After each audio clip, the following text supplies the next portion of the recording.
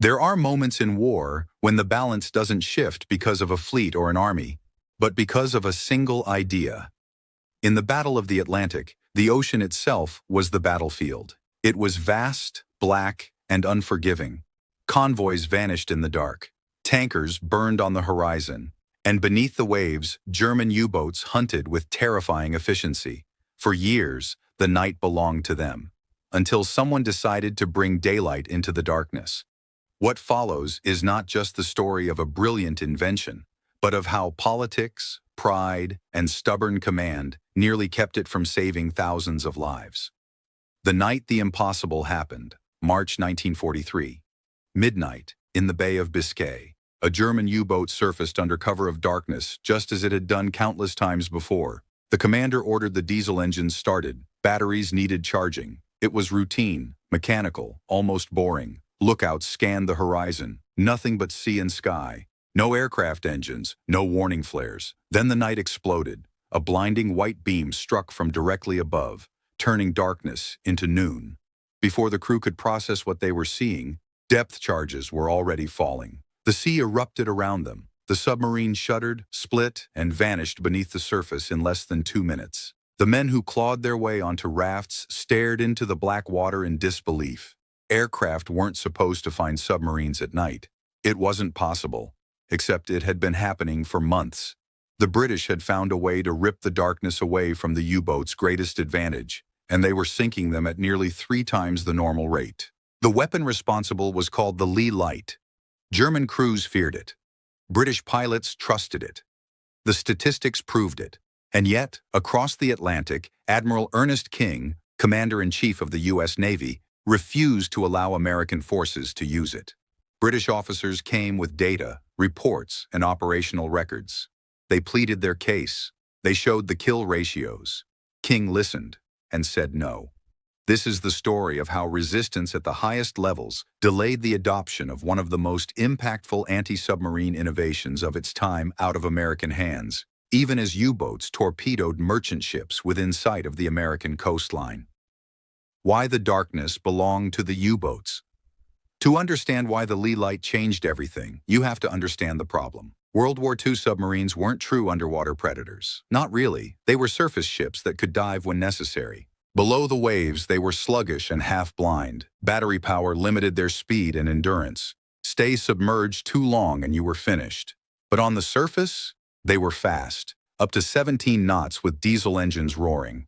They could navigate freely, spot convoys, and strike with precision. So they adapted. They hid beneath the sea during daylight hours to avoid Allied patrol aircraft. Then, once night fell, they surfaced and hunted. Darkness became their armor. Allied aircraft could track them by day. At night, they were nearly helpless. You can't destroy what you can't see. Radar helped. By 1941, British patrol planes carried airborne radar capable of detecting a surfaced submarine several miles away. But radar was only a pointing finger. It told you something was there. It did not show you what it was. And to attack, a pilot needed to see the target, to line up the run, judge speed and angle, and release depth charges at precisely the right moment. In total darkness, that margin vanished. By the time an aircraft descended to attack height, the U-boat crew would hear it and crash dive. 30 seconds was all it took from alarm to submersion. Once underwater, the opportunity was gone. Aircraft circled, dropping depth charges blindly. Sometimes they scored a lucky hit. Most of the time, they did not. The idea that changed the war squadron. Leader Humphrey de Verde Lee was not an inventor by trade. He was a pilot, an RAF officer who had spent endless hours chasing shadows across black seas. He was tired of watching submarines slip away. In 1940, he proposed something radical in its simplicity. What if an aircraft carried a powerful searchlight beneath its fuselage, kept dark until the final seconds of approach, guided by radar to within a few hundred yards? Then, at the last instant, snap it on, catch the submarine fully exposed, crew on deck, hatches open. Simple in theory, extremely difficult in practice. The light needed to be powerful enough to cut through sea spray and fog from several hundred feet in the air. It had to retract into the aircraft to avoid crippling drag, and it had to be aimed accurately while flying at over 100 miles per hour in total darkness. Leigh worked with engineers at the Royal Aircraft Establishment. Together they developed a 24-inch naval searchlight capable of producing an astonishing 70 million candle power. It was mounted in a retractable housing beneath the aircraft's belly. From the cockpit, the pilot could extend it, aim it, and trigger it in a split second. The first operational installations began appearing in Wellington bombers in 1941. Test flights were promising. The beam was devastating, bright enough to read newsprint from 1,000 feet above a ship's deck. But combat would be the real measure. The first kill. In 1941, RAF Coastal Command began operational patrols equipped with the Leigh Light. For weeks, nothing. Then, on the night of July 4, 1941, Squadron Leader J.H. Greswell was flying over the Bay of Biscay when his radar operator reported a contact. 3 miles. Greswell turned toward it, descending gradually. The radar operator counted down the distance. 1 mile, half a mile, quarter mile. At the last moment, Greswell hit the switch. The night vanished in a blaze of white. A German submarine lay exposed in the glare, crew scrambling in shock. Too late. Greswell lined up the run and released 4 depth charges. The explosions straddled the hull. The U-boat rolled and slipped beneath the sea. It was among the first confirmed victories achieved with the Leigh Light. It would not be the last. Numbers that couldn't be ignored. Over the next 2 years, the statistics became impossible to dismiss. Conventional night attacks destroyed roughly 3% of the submarines they engaged. Leigh Light-assisted night attacks showed a significantly higher success rate than conventional night engagements. On paper, that seems modest. In the brutal arithmetic of the Atlantic War, it was transformative. By mid-1943, aircraft equipped with the Leigh Light accounted for a substantial share of U-boat kills credited to Coastal Command. Tactics refined rapidly. Aircraft patrolled at altitude, sweeping wide sectors with radar. Once a surfaced U-boat was detected, they closed quietly to about a mile, then descended fast. Radar was switched off to avoid warning the submarine. At roughly a quarter mile, the searchlight snapped on. For perhaps 15 seconds, the submarine was frozen in light, crew exposed, deck guns unmanned, hatches open. 15 seconds was enough. Depth charges didn't need to strike directly. A near miss could rupture the pressure hull, damage diving controls, crack battery cells. Chlorine gas could flood compartments. Systems would fail. Panic would spread. The Bay of Biscay became a gauntlet. German crews called it the Valley of Death. Some submarines began crossing the bay submerged the entire way, draining precious battery reserves before ever reaching the Atlantic. A few ran out of power mid-transit and were forced to surface in daylight. Then the aircraft found them. German countermeasures and failure. German intelligence understood something new was at work. Wreckage from downed aircraft revealed the searchlight assemblies. Survivors described blinding illumination seconds before attack. They tried fighting back. Submarines were fitted with heavier anti-aircraft guns. Some commanders chose to remain surfaced and engage incoming aircraft rather than dive. It was disastrous. A U-boat might be stable enough for gunnery, but firing at a night aircraft diving through a blinding beam was almost impossible, and while gunners aimed skyward, depth charges were already splashing into the sea. Radar detectors were introduced, equipment designed to warn submarines if they were being tracked. The British responded by shifting radar frequencies beyond the range of German detection. The cycle continued, and the balance kept tilting. The Leigh Light was not magic. It was not glamorous. But it turned darkness into a weapon, and then took it away from the enemy. And still, across the Atlantic, one man refused to adopt it. When pride became a casualty of war by 1943, the Bay of Biscay had turned into a graveyard for German submarines. Losses were no longer heavy, they were catastrophic.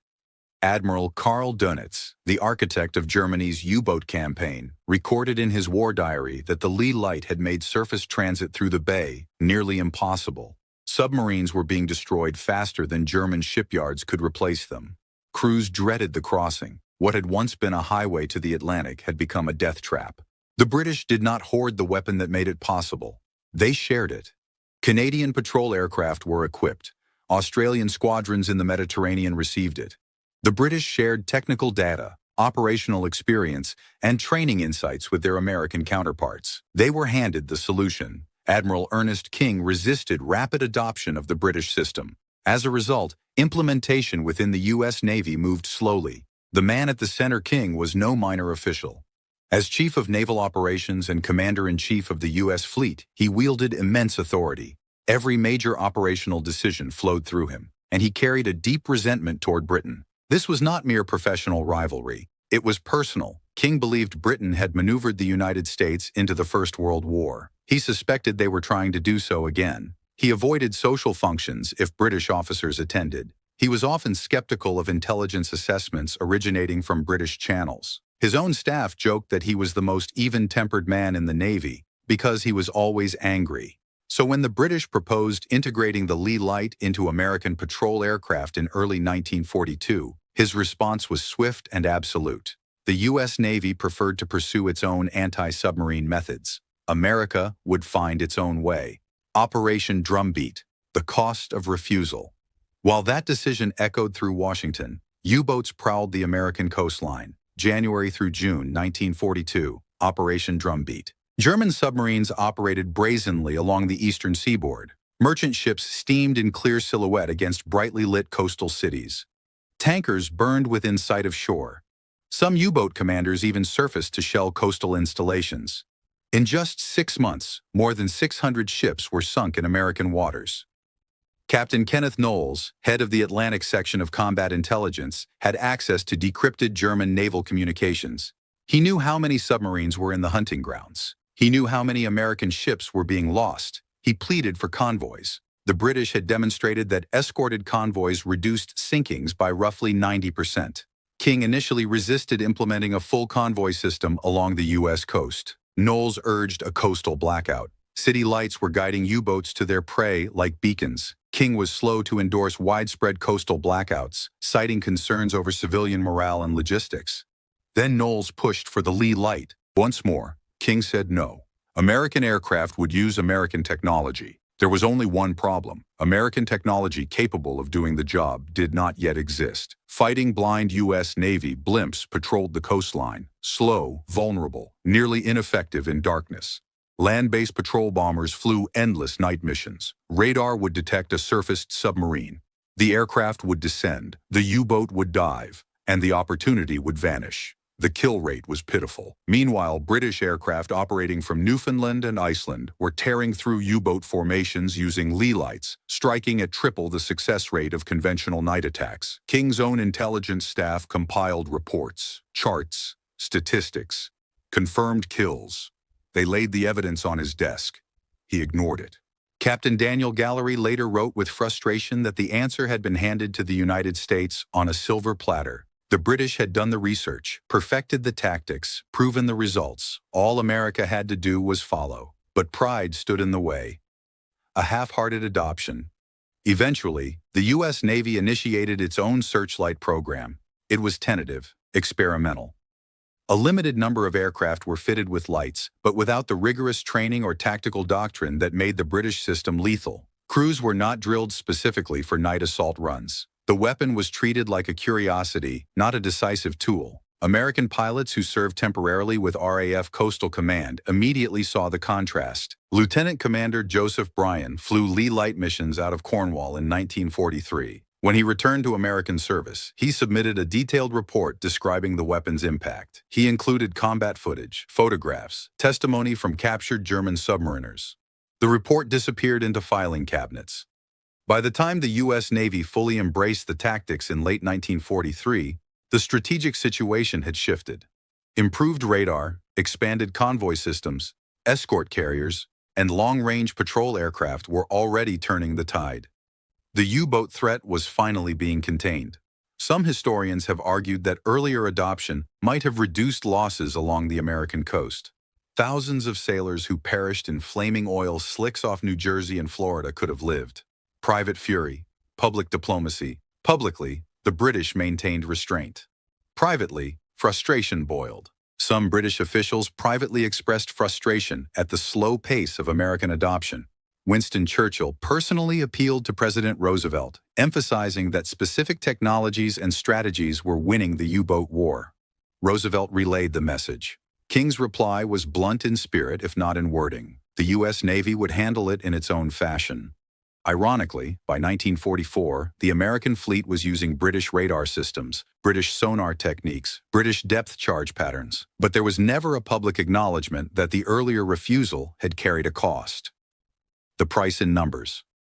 After the war, the U.S. Strategic Bombing Survey examined anti-submarine operations in detail. Their conclusion was stark. Some post-war analyses suggested that the delayed adoption of proven British anti-submarine methods may have contributed to the loss of hundreds of additional merchant ships and thousands of lives in 1942. Admiral King retired in 1945. He died in 1956. In his memoirs, he devoted only a few sentences to the Leigh Light dispute, framing it as a natural difference in operational doctrine between Allied navies, productive disagreements in a complex coalition war. There was no accounting of the cost, no acknowledgement of the consequences, the White Death. The Leigh Light remained in service into the 1950s until evolving submarine technology rendered it obsolete. Submarines stayed submerged longer, aircraft gained more advanced sensors. But between 1941 and 1944, it was one of the most influential night-fighting innovations in anti-submarine warfare. German survivors remembered it vividly, a sudden blaze of white from nowhere. The frantic scramble to dive, depth charges splashing while the boat was still exposed. One German commander described it in post-war interrogation. You could not defend against it. You could not escape it. By the time you saw the light, it was already too late. They called it der Weiße Tod, the White Death.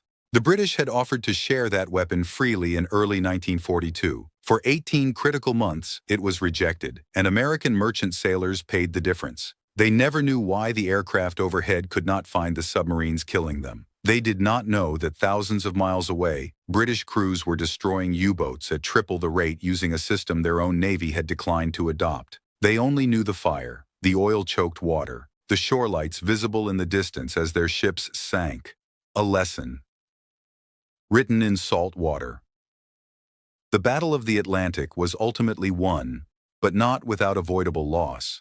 The Leigh Light stands as more than a technological innovation. It is a reminder that in war, pride can cost as much as enemy fire.